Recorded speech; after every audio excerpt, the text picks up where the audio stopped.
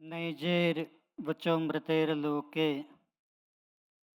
तर्पयद्यो निजाश्रितान् सो नः सर्वदा सोस्तु श्रीहरेर्धर्मनन्दनः।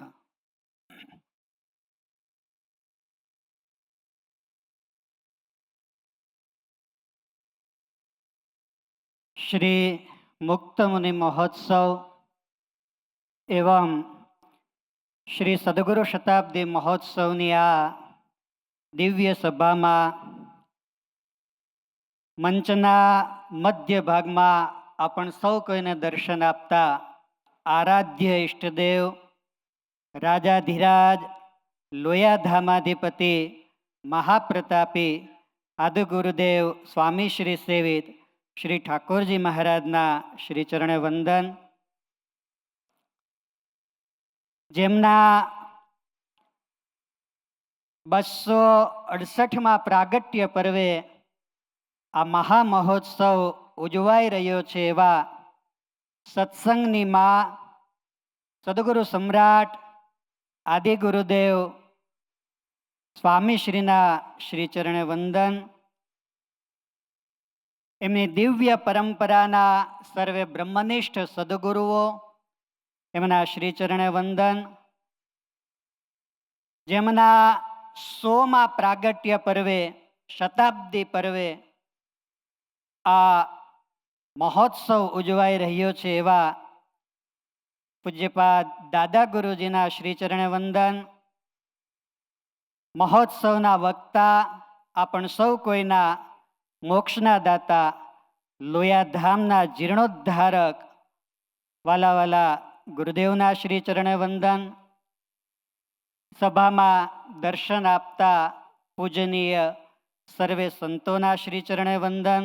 આપ સૌ ભક્તોને મારા ભાવથી જય સ્વામિનારાયણ, જય સ્વામિનારાયણ. વાલા ભક્તો, શ્રી વચનામૃત દ્વિશતાબ્દી દશક ચાલી રહ્યું છે. હમણાં આપણે ભગવાન શ્રી હરિના પાવન હસ્તકમળથી લખેલી શ્રીમદ શિક્ષાપત્રી એમનું મહાત્મ્ય સાંભળ્યું. વચનામૃત વિશે હું તમને એકાદ બે વાત કહીશ. સૌથી પહેલી વાત, આપણ સૌ કોઈ માટે ગૌરવની વાત, ઇતિહાસના સુવર્ણ પૃષ્ઠ પર અંકાયેલી વાત.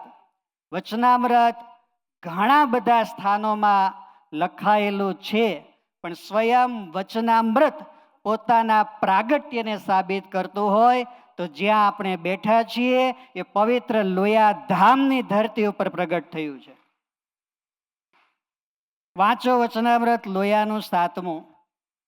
સદગુરુ નિત્યાનંદ સ્વામી મહારાજ પાસે એ પુસ્તક લઈને આવ્યા છે અને મહારાજ અતિશય રાજી થયા છે.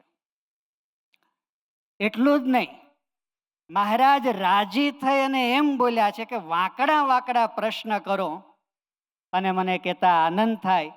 આપણી સૌ કોઈની સગ્ગી માં એ દિવસ મહારાજના અમૃતને ઝીલી, મહારાજના ઈશારાને ઝીલી અને વાંકડા વાંકડા પ્રશ્નની શરૂઆત આપણા ગુરુદેવ આદિ ગુરુદેવ સ્વામીશ્રી કરે છે.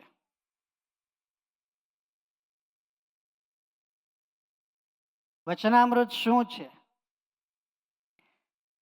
ગઢડા મધ્ય પ્રકરણનું 8મું. વચનામૃત 4 વેદ છે. વચનામૃત એ સકળ ધર્મશાસ્ત્ર છે. વચનામૃત એ વેદાંત શાસ્ત્ર છે. વચનામૃત એ સાંખ્ય છે. વચનામૃત યોગ છે. વચનામૃત 18 પુરાણ છે. એટલું જ નહીં, વ્યાસજીના કરેલા તમામ ગ્રંથો અને ભગવાન શ્રી હરિનો અનુભવ એ વચનામૃત છે. વચનામૃત એ દિવ્ય ગ્રંથ છે. હાલ પુસ્તકાલયોમાં, દુકાનોમાં ટેકનોલોજીના માધ્યમે સૌ કોઈના ફોનની સ્ક્રીન ઉપર પણ ઉપલબ્ધ છે. પણ હું એટલું કહીશ, કદાચ એ આપણને પેપરમાં દેખાય છે, પણ વચનામૃત એ ભગવાનનું સ્વરૂપ છે. એમાં દિવ્ય બુદ્ધિ રાખી, એમાં ભગવાન શ્રી હરિ પ્રત્યેની પ્રગટ બુદ્ધિ રાખી એનું આચમન કરવામાં આવે તો મોટા સંતો એમ કહેતા કે જે 100 વચનામૃતના પાઠ કરે એને ભગવાન શ્રી હરિ સાક્ષાત દર્શન આપે એવો આ દિવ્ય ગ્રંથ છે.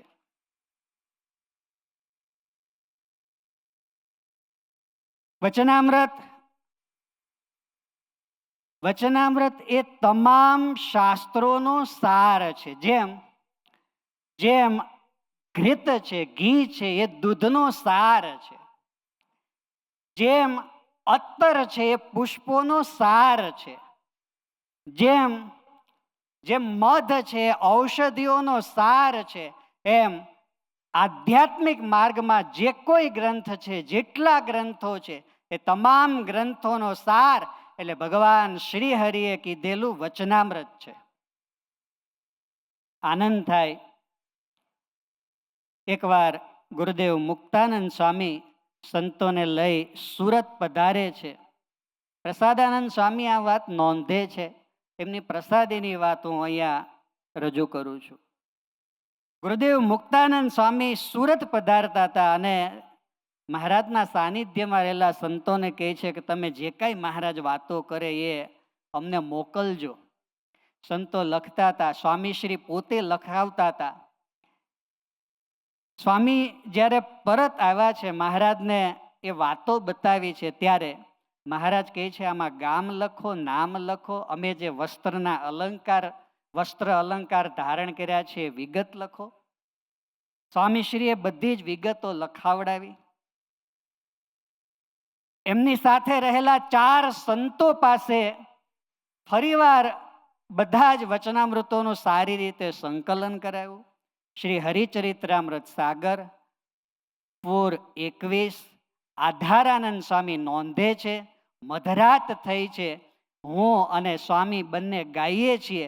મહારાજ ત્યાં પધાર્યા છે અને મહારાજે ત્યાં પ્રશ્ન કર્યો છે કે કલ્યાણના માર્ગે કઠણમાં કઠણ સાધન કયું છે, અને કોઈથી ઉત્તર ન થયો. ત્યારે સ્વયં મહારાજે ઉત્તર કરતા કહ્યું છે કે મનને વિશે, ભગવાનની મૂર્તિને વિશે મનની અખંડ વૃત્તિ રાખવી એ કઠણમાં કઠણ સાધન છે. આજ આપણે આનંદથી કહી શકીએ, આપણે જે સદગુરુના ખોળામાં ખેલીએ છીએ, આપણે જે સદગુરુની ગોદમાં રમીએ છીએ, આપણે જે સદગુરુને મા તરીકે માનીએ છીએ, એ ગુરુદેવ મુક્તાનંદ સ્વામી આ વચનામૃત પ્રાગટ્યના નિમિત્ત છે, એની ગંગોત્રી છે.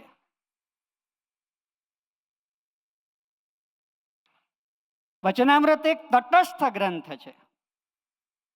એ કલ્યાણને કોઈ સ્થાનમાં નથી બાંધતો. વચનામૃત એમ બતાવે છે જ્યાં ઇન્દ્રિયોની ધારા કુંઠિત થાય, જ્યાં મનોમય ચક્ર સ્થિર થઈ જાય, ત્યાં નૈમિષારણ્ય ક્ષેત્ર જાણવું, સારંગપુરનું 7મું, ત્યાં અતિ દ્રઢ મન કરીને રહેવું. વચનામૃત કલ્યાણનો આ માર્ગ બતાવે છે. એટલું જ નહીં, ભગવાન સ્વામિનારાયણ પોતે એમ કહે છે કે અમે દેશ દેશાંતર ફરી અને અહીંયા લોજમાં આવ્યા. લોજમાં મુક્તાનંદ સ્વામી સાથે રહ્યા અને અંત્યનું 13મું વચનામૃત અમે મુક્તાનંદ સ્વામીને પ્રાર્થના કરી, અમને રામાનંદ સ્વામીના દર્શન કરાવો, તો પછી આપણે બંને જંગલમાં જઈ અને ભેળા તપ કરશું. આજીવન જે મુક્તાનંદ સ્વામી જેવા નૈમિષારણ્ય ક્ષેત્રમાં રહેવા માગે છે, એની મને અને તમને ગોદ મળી છે.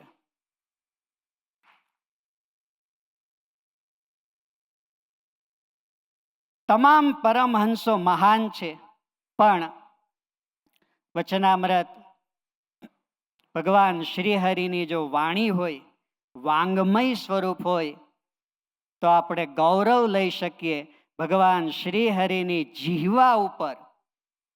ભગવાન શ્રી હરિના સ્વરૂપમાં, શ્રી હરિના વાંગમય સ્વરૂપમાં જે પરમહંસને સૌથી વધારે સ્થાન મળ્યું છે, એ છે આપણા આદિ ગુરુદેવ સ્વામી શ્રી. આજ એમના નામે એમની સ્મૃતિમાં વાલા ગુરુજી આ ઉત્સવ ઉજવી રહ્યા છીએ. આપણે ભાગ્યશાળી છીએ, આ ઉત્સવના આપણને સાક્ષી બનવા મળ્યું છે. ગુરુજીએ આપણ સૌ કોઈને, આખા લોયાધામ પરિવારને વચનામૃતના પિયુષ પાયા છે. અમને સંતોને તો ગુરુજી આધ્યાત્મિક હિસાબમાં રોજ વચનામૃત વાંચ્યું કે નહીં એનો પ્રશ્ન પણ કરે છે. જેના જીવનની અંદર દાદા ગુરુજી એવું કહેતા, ગુરુજી અમને સંતોને ઘણીવાર કથામાં એમ કે દાદા ગુરુજી એવું કહેતા કે જેના જીવનની અંદર વચનામૃત આવી ગયું એ છતે દેહે ભગવાન થઈ ગયો.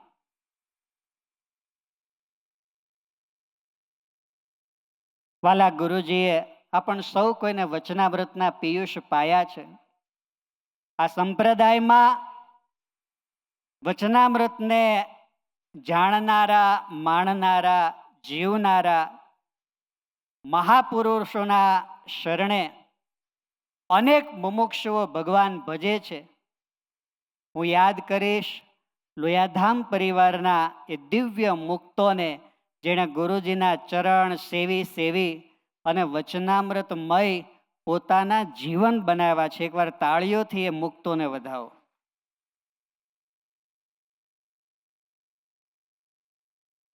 દેશકાળના વાવાઝોડા એવા ભયંકર હોય છે, ભલભલાને ડગાવી દે છે, પણ મોટા સંતો એવું કહેતા કે જેના જીવનમાં વચનામૃત પીવાઈ ગયું એને દેશકાળના વાવાઝોડા ક્યારેય અસર નથી કરતા. એ છે વચનામૃતની તાકાત.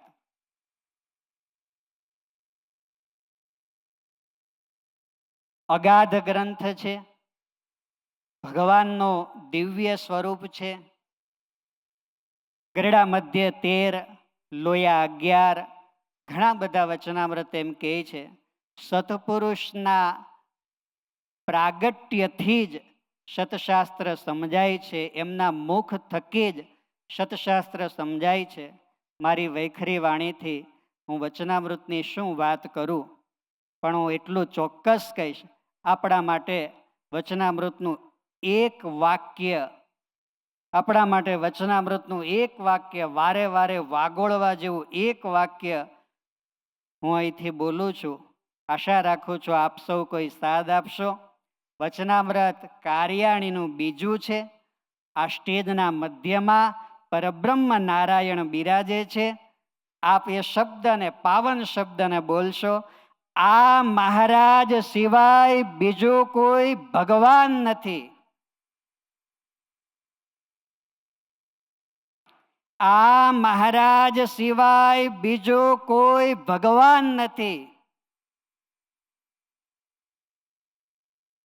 અને આવા સંત બ્રહ્માંડમાં ક્યાંય નથી.